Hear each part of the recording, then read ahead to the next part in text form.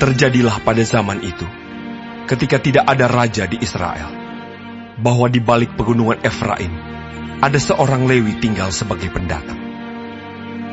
Ia mengambil seorang gundik dari Betlehem Yehuda. Tetapi gundiknya itu berlaku serong terhadap dia, dan pergi daripadanya ke rumah ayahnya di Betlehem Yehuda, lalu tinggal di sana 4 bulan lamanya. Berkemaslah suaminya itu, lalu pergi menyusul perempuan itu untuk memujuk dia dan membawanya kembali. Bersama-sama dia bujangnya dan sepasang keledai. Ketika perempuan muda itu membawa dia masuk ke rumah ayahnya, dan ketika ayah itu melihat dia, maka bersukacitalah ia mendapatkannya. Mertuanya, ayah perempuan muda itu, tidak membiarkan dia pergi, sehingga ia tinggal 3 hari lamanya pada ayah itu. Mereka makan, minum, dan bermalam di sana. Tetapi pada hari yang keempat, ketika mereka bangun pagi-pagi, dan ketika orang Lewi itu berkemas untuk pergi, berkatalah ayah perempuan muda itu kepada menantunya, "Segarkanlah dirimu dahulu dengan sekerat roti. Kemudian bolehlah kamu pergi." Jadi duduklah mereka, lalu makan, dan minumlah keduanya bersama-sama.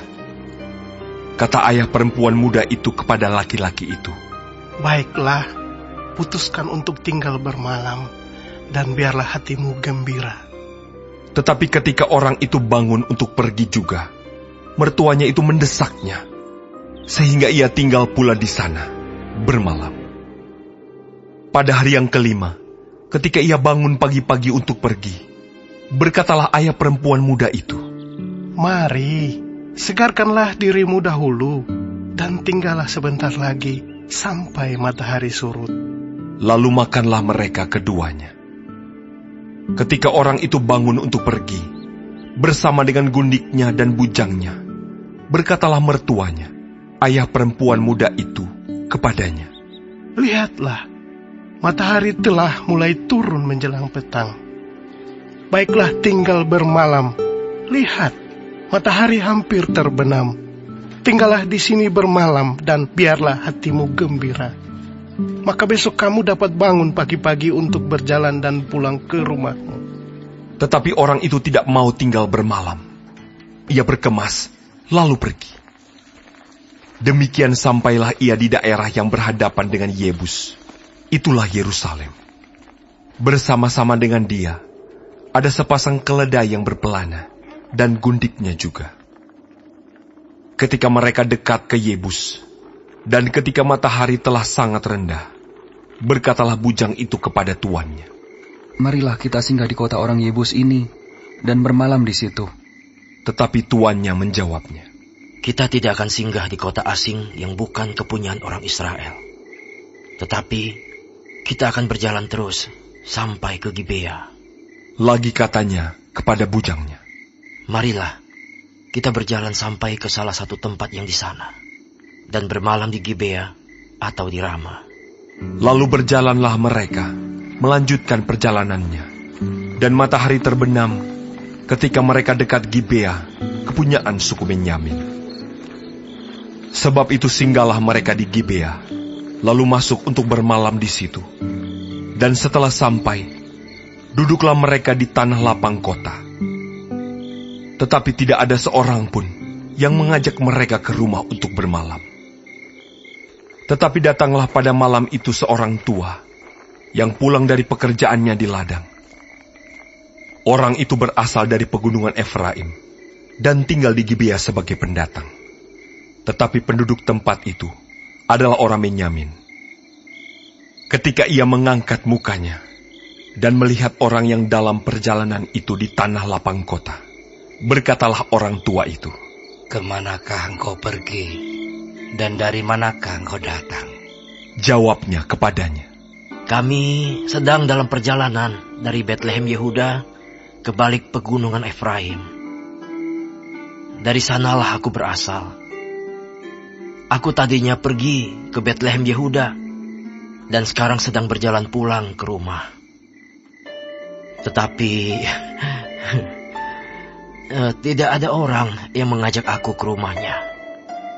Walaupun ada padaku jerami dan makanan untuk keledai kami, pula roti dan anggur untuk aku sendiri, untuk hambamu perempuan ini, dan untuk bujang yang bersama-sama dengan hambamu ini, kami tidak kekurangan sesuatu. Lalu berkatalah orang tua itu, Jangan khawatir. Segala yang engkau perlukan, biarlah aku yang menanggung.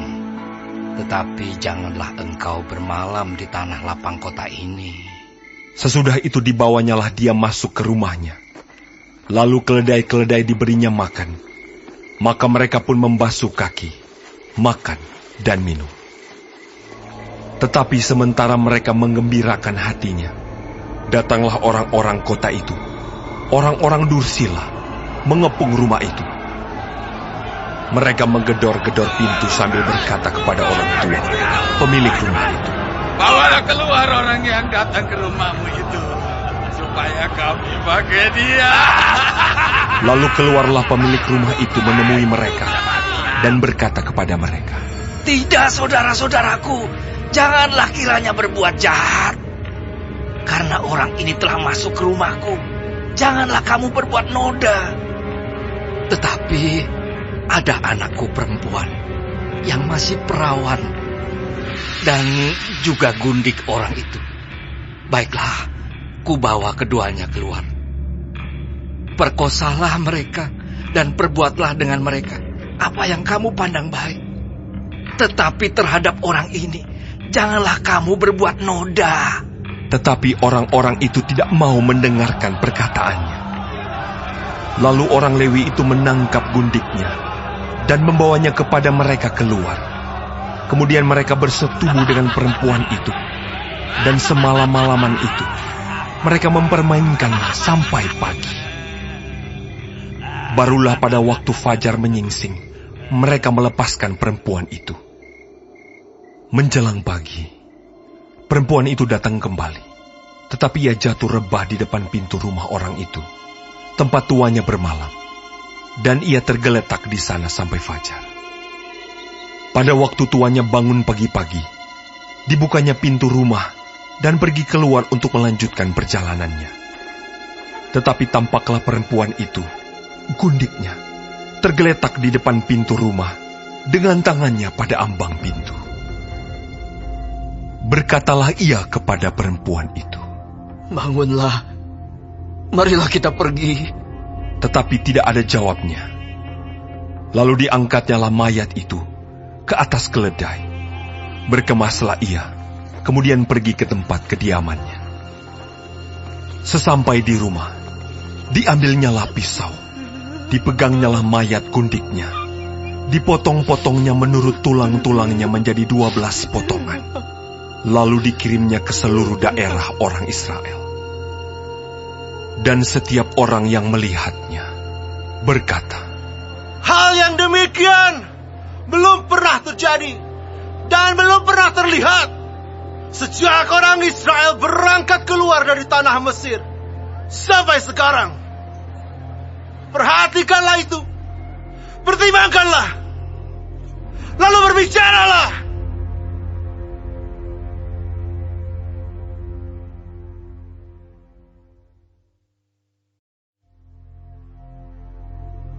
Lalu majulah semua orang Israel, dari Dan sampai Bersyeba, dan juga dari tanah Gilead berkumpullah umat itu secara serentak menghadap Tuhan di Mispa. Maka berdirilah para pemuka dari seluruh bangsa itu, dari segala suku orang Israel, memimpin jemaah umat Allah, yang jumlahnya 400.000 orang berjalan kaki, yang bersenjatakan pedang. Kedengaranlah kepada Bani Benyamin bahwa orang Israel telah maju ke Mispa. Berkatalah orang Israel, Ceritakan, bagaimana kejahatan itu terjadi? lalu orang Lewi, suami perempuan yang terbunuh itu, menjawab, Aku sampai dengan gundikku di Gibea, kepunyaan suku Benyamin, untuk bermalam di sana.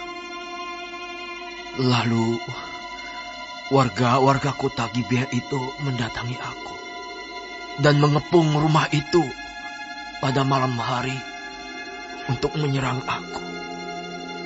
Mereka bermaksud membunuh aku. Tetapi gundikku diperkosa mereka sehingga mati. Maka kuambillah mayat gundikku, kupotong-potong dia, dan kukirimkan ke seluruh daerah milik Musa ke orang Israel. Sebab orang-orang itu telah berbuat mesum dan berbuat noda di antara orang Israel. Sekarang kamu sekalian, orang Israel, telah ada di sini. Berikanlah di sini pertimbanganmu dan nasihatmu. Kemudian bangunlah seluruh bangsa itu dengan serentak sambil berkata, seorang pun daripada kita takkan pergi ke kemahnya. Seorang pun daripada kita takkan pulang ke rumahnya. Inilah yang akan kita lakukan kepada Gibea, memeranginya dengan membuang undi. Kita akan memilih dari seluruh suku Israel 10 orang dari tiap-tiap 100, 100 orang dari tiap-tiap 1000, 1000 orang dari tiap-tiap 10.000 untuk mengambil bekal bagi laskar ini, supaya sesudah mereka datang dilakukan kepada Gibea Benyamin setimpal dengan segala perbuatan noda yang telah diperbuat mereka di antara orang Israel. Demikianlah orang Israel berkumpul melawan kota itu. Semuanya bersekutu dengan serentak. Kemudian suku-suku Israel mengirim orang kepada seluruh suku Benyamin dengan pesan, Apa macam kejahatan yang terjadi di antara kamu itu?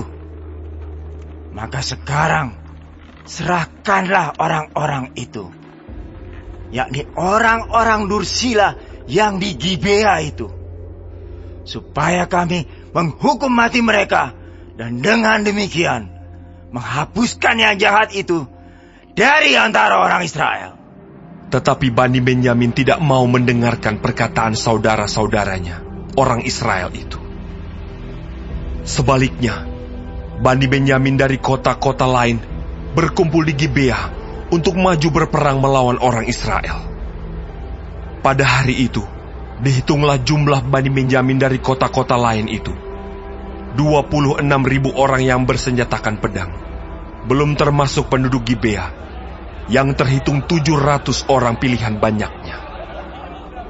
Dari segala laskar ini, ada 700 orang pilihan yang kidal, dan setiap orang dari mereka dapat mengumban dengan tidak pernah meleset sampai sehelai rambut pun. Juga orang-orang Israel dihitung jumlahnya. Dengan tidak termasuk suku Benyamin, ada 400.000 orang yang bersenjatakan pedang. Semuanya itu prajurit. Lalu orang Israel berangkat dan maju ke Betel. Di sana mereka bertanya kepada Allah, Siapakah dari kami yang lebih dahulu maju berperang melawan Bani Benyamin? Jawab Tuhan, Suku Yehudalah lebih dahulu. Lalu orang-orang Israel bangun pagi-pagi dan berkemah mengepung Gibea. Kemudian majulah orang-orang Israel berperang melawan suku Benyamin. Orang-orang Israel mengatur barisan perangnya melawan mereka dekat Gibea.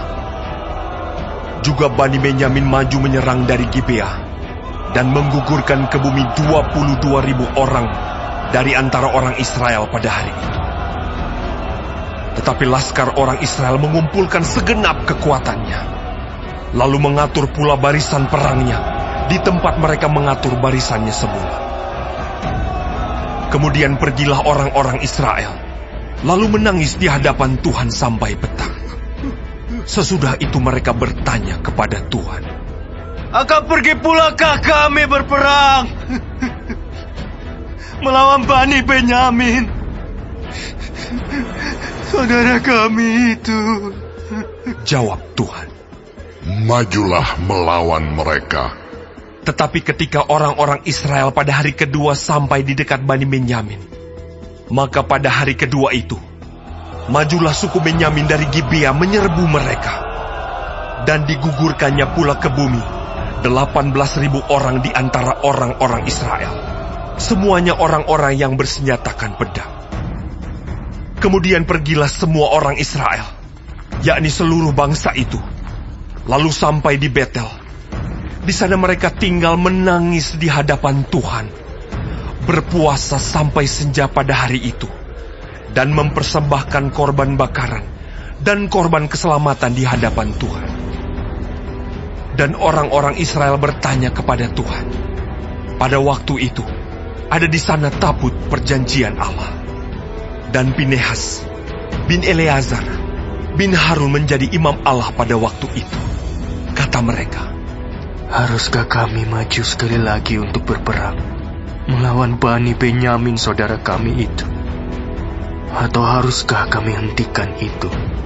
Jawab Tuhan, Majulah, sebab besok aku akan menyerahkan mereka ke dalam tanganmu. Lalu orang Israel menempatkan penghadang-penghadang sekeliling Gibea. Pada hari ketiga, majulah orang-orang Israel melawan Bani Benyamin dan mengatur barisannya melawan Gibea seperti yang sudah-sudah. Maka majulah Bani Benyamin menyerbu laskar itu. Mereka terpancing dari kota, dan seperti yang sudah-sudah, mereka mulai menyerang laskar itu pada kedua jalan raya. Yang satu menuju ke Betel, dan yang lain ke Gibea melalui padang. Sehingga terbunuh beberapa orang, kira-kira 30 orang di antara orang Israel. Maka kata Bani Benyamin, orang-orang itu telah terpukul kalah oleh kita seperti semula. Tetapi orang-orang Israel telah bermufakat lebih dahulu. Marilah kita lari dan memancing mereka dari kota ke jalan-jalan raya. Jadi orang Israel bangun dari tempatnya dan mengatur barisannya di Baal Tamar. Sedang orang Israel yang menghadang itu tiba-tiba keluar dari tempatnya, yakni tempat terbuka dekat Geba, dan sampai di depan Gibea, sebanyak 10.000 orang pilihan dari seluruh Israel. Pertempuran itu dahsyat, tetapi Bani Benyamin tidak tahu bahwa malapetaka datang menimpa mereka. Tuhan membuat suku Benyamin terpukul kalah oleh orang Israel. Dan pada hari itu, orang-orang Israel memusnahkan dari antara suku Benyamin 25.100 orang, semuanya orang-orang yang bersenjatakan pedang. Bani Benyamin melihat bahwa mereka telah terpukul kalah. Sementara orang-orang Israel agak mundur di depan suku Benyamin, sebab mereka mempercayai penghadang-penghadang yang ditempatkan mereka untuk menyerang Gibea.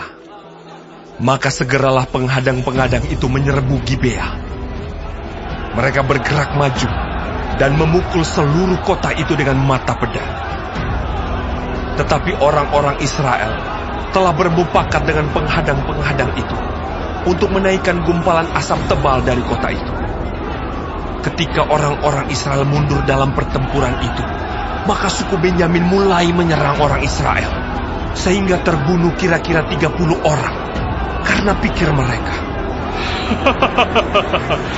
tentulah orang-orang itu terpukul kalah sama sekali oleh kita, seperti dalam pertempuran yang dahulu. Tetapi pada waktu itu, mulailah gumpalan asap naik dari kota itu, seperti tiang asap.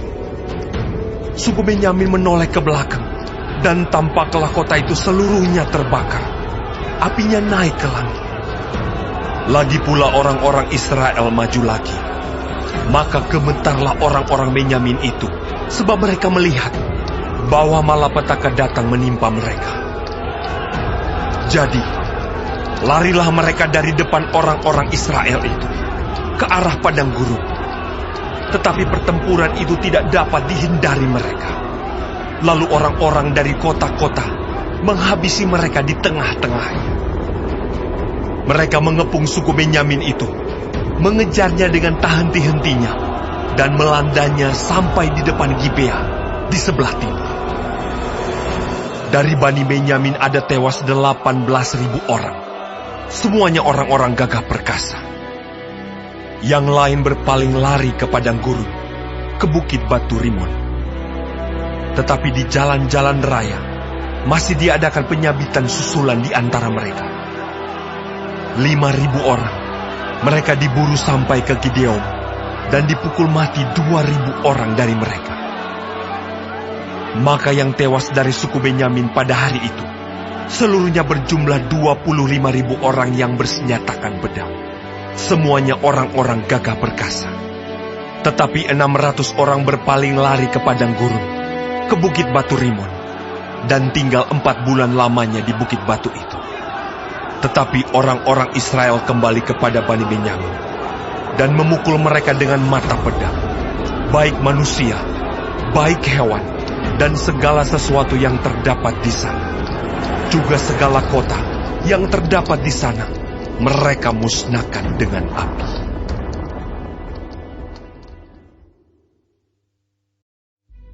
Orang-orang Israel telah bersumpah di Mispa demikian. Seorang pun dari kita takkan memberikan anaknya perempuan kepada seorang Benyamin menjadi istrinya. Ketika bangsa itu datang ke Betel dan tinggal di situ di hadapan Allah sampai petang, maka mereka pun menyaringkan suaranya, menangis dengan sangat keras. Katanya, Mengapa ya Tuhan Allah Israel, terjadi hal yang begini di antara orang Israel,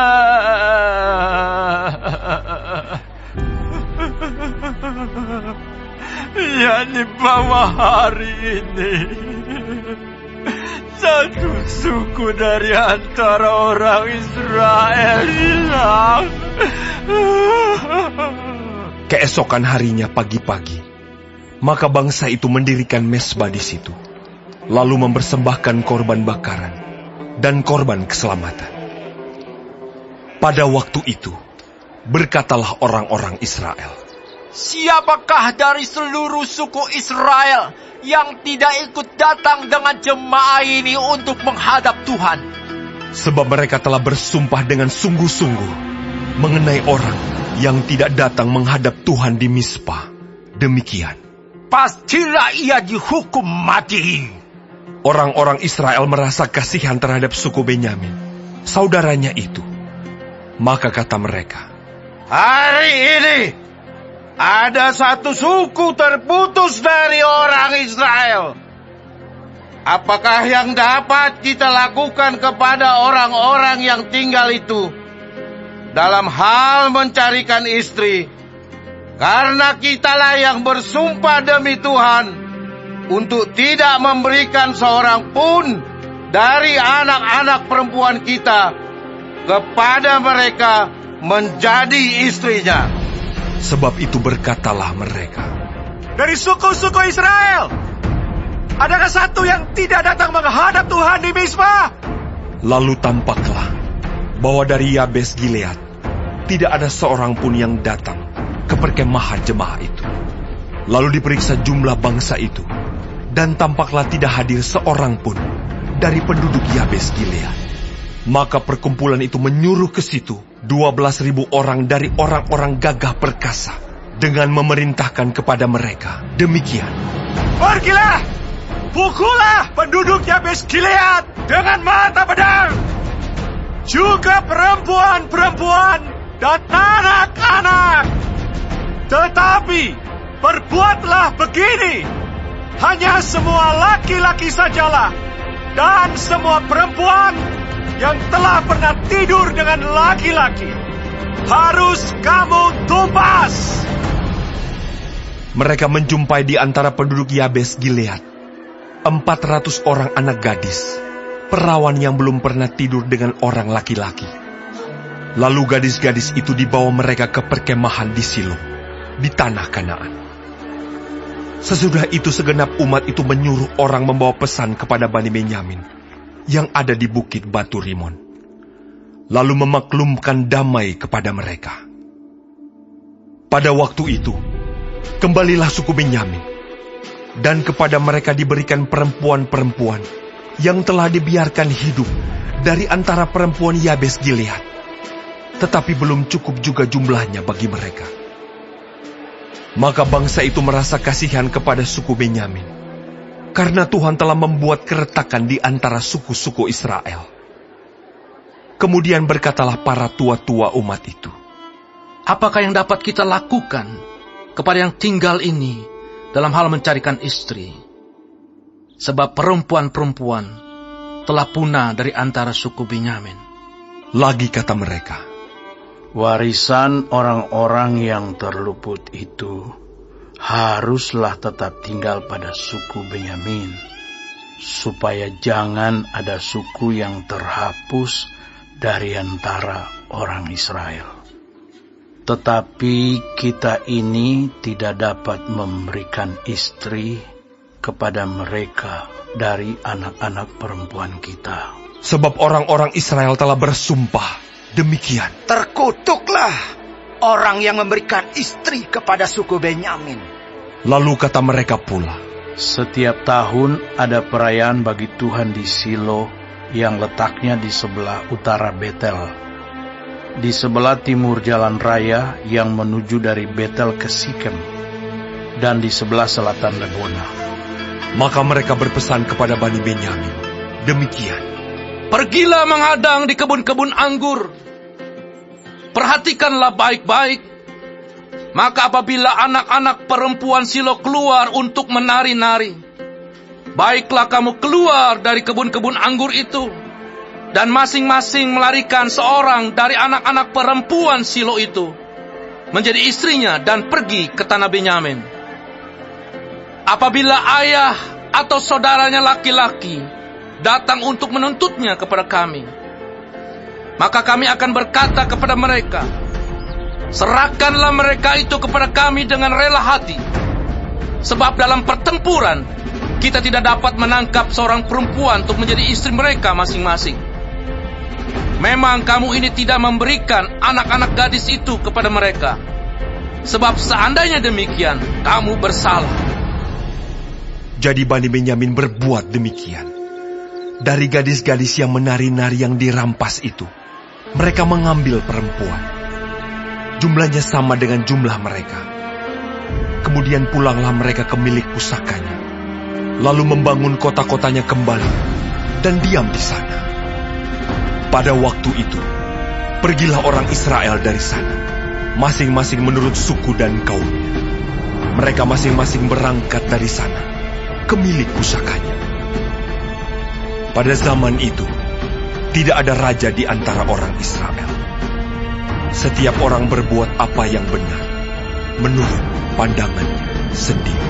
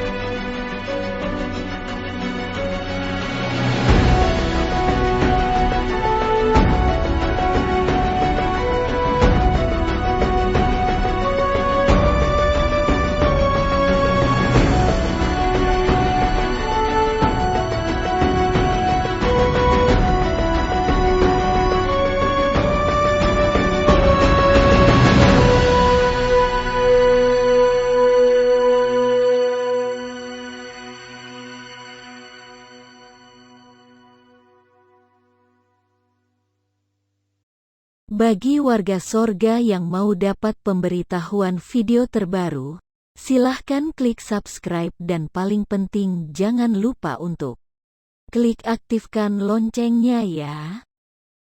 Warga sorga terkasih, tolong bantu beri saya semangat upload video baru dengan kasih like ya. Ayo warga sorga menjadi berkat bagi orang lain dengan membagikan video ini ya. Tuhan Yesus Kristus memberkati kita warga sorga. Amin.